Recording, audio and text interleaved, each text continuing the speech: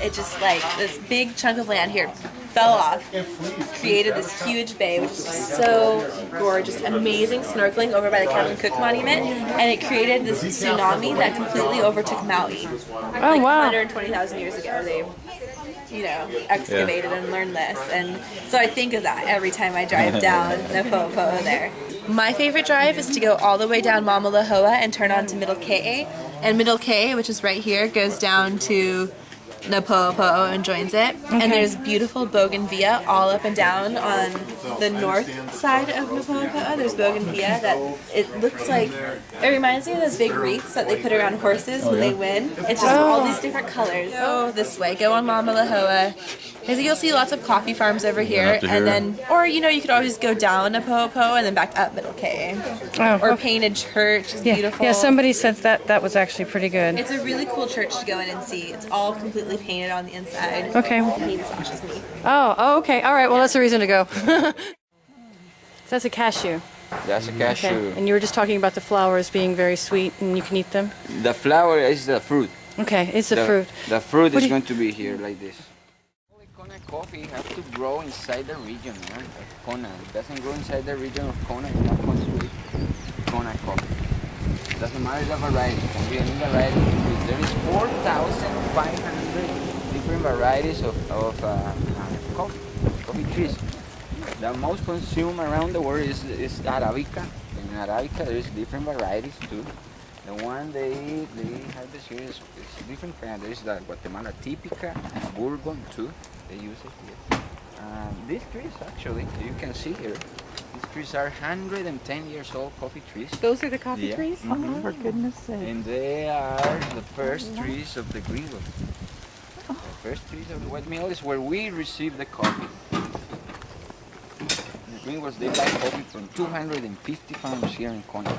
In Kona, there is 728 farms registered. They call it cherries.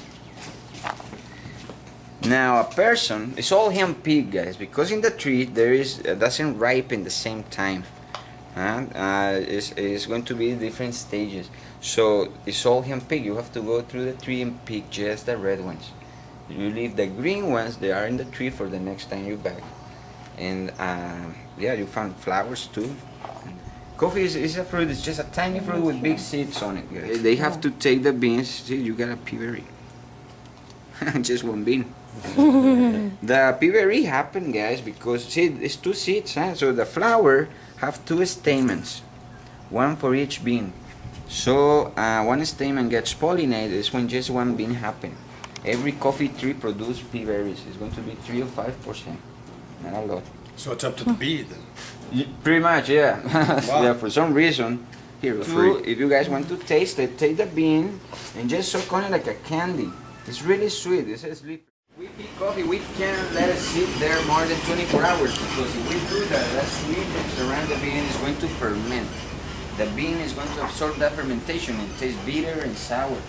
So we can't let it ferment. We need to start the process before 24 hours. And the first thing they're going to do, all of this coffee, we're going to put it right here. Here's the pipe. We receive the coffee in bags like those. You can see there drying. And those bags are full of the coffee is about 100 pounds. From 7 pounds of the fruit, guys, you make 1 pound of ground coffee. 7 to 1. Now all that coffee we're going to put right there. From here goes up in this pipe to that machine. That machine in the next room is going to peel the coffee.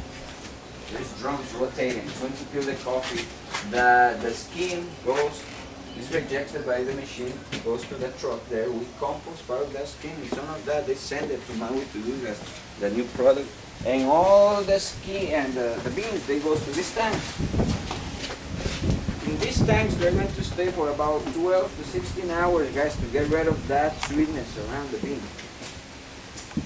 And after they've been cleaned, they clean that sugars, they spread them under the roof. This roof is on wheels. See the structure in the back to hold the... So you can slide the roof and expose the beans. Right now, clean. And the next step that we have to do is to peel it. We have to peel it one more time, guys. Yeah. Oh.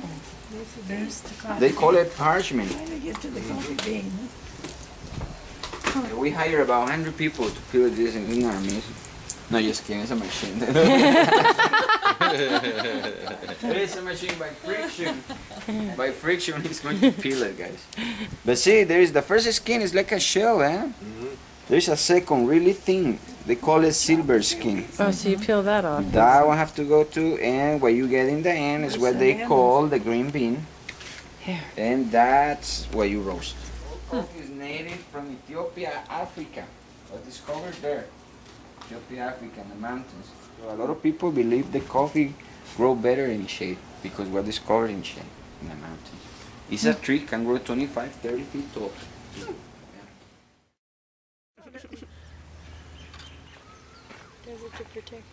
Wow. That is the most fascinating thing. Yeah. In about 5 minutes we'll back. They make the cells to lose that water really fast.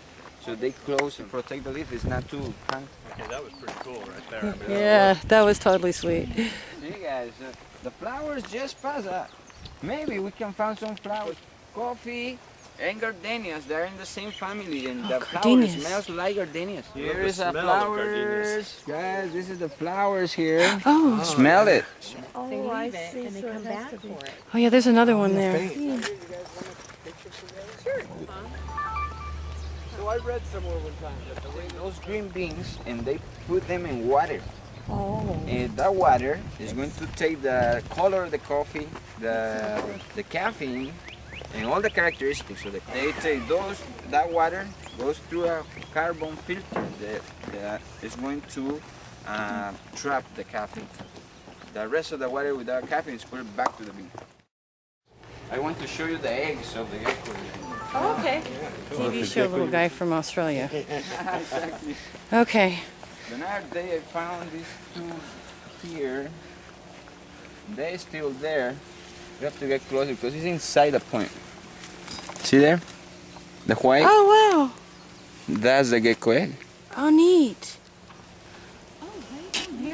The ultimate Easter egg hunt. Right It's there. in the plant. The mom stays around just washing the eggs, scaring the predators. But after they born, they're by themselves. Yeah. Wow. Oh It's wow. not tic-tacs, huh? Oh. Here they have mongoose, so the chicken populations, they eat the chicks of the chickens, Oh, native wow. birds, and they're all over. So what kind of flower is this? That's called plumeria. Okay. Plumeria, really common around the island. So common the people think it's native from here, but it's native from the tropical Americas to Latin America. Oh. Okay. Well, thank you. Sure. Now, if you put it in the left side, you are taken. Okay. If you put it in the right side, you get in trouble with the locals here. So watch out. Oh. You guys will let me show you around. Well, thank you very much for the Any more tour. questions, okay? Thank you very much.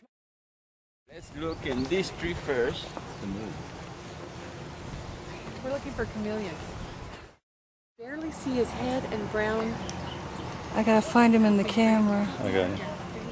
You have to like stand up here. You can see it close.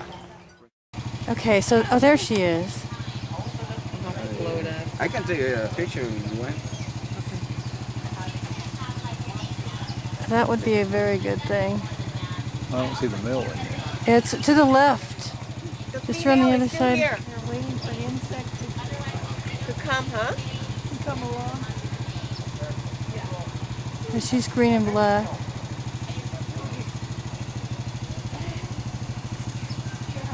Funniest thing.